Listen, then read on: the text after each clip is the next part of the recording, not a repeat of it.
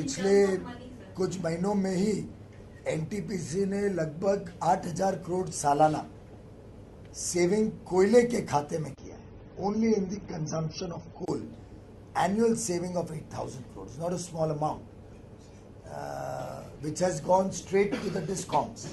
Because and this is a part of Ujjwal Discom Insurance Yojana. Uday had envisaged this kind of saving by reduced imports, better quality of coal, larger supplies of domestic coals, timely supplies, so they don't have to scamper around, crushed coal. Washeries are coming up now. We are using whatever washeries are available.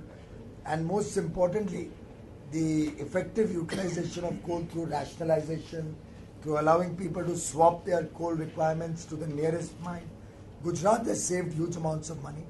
In fact, I would like to share with you, for last 10 years, before 2014, Prime Minister Modi had been writing to the government of India on both these issues, on the quality of coal and on the rationalization of coal. And you will recall, some of you who have been covering our beat for long, that there was a situation before 2014 May where coal would be imported by NTPC for its Korba plant. It would land in the Gujarat port and go by train all the way to Korba.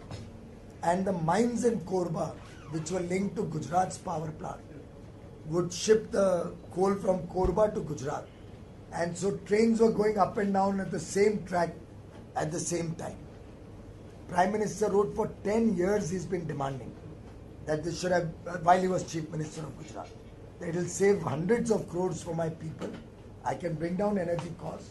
Pujari Sahab was there, Gurdeep was there.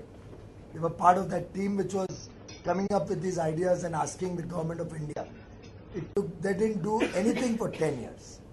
Whereas in this government, within 2 years, we have completely opened up the coal scenario, allowed rationalization and effective utilization across companies, within companies, and very soon we'll be allowing it for the private sector.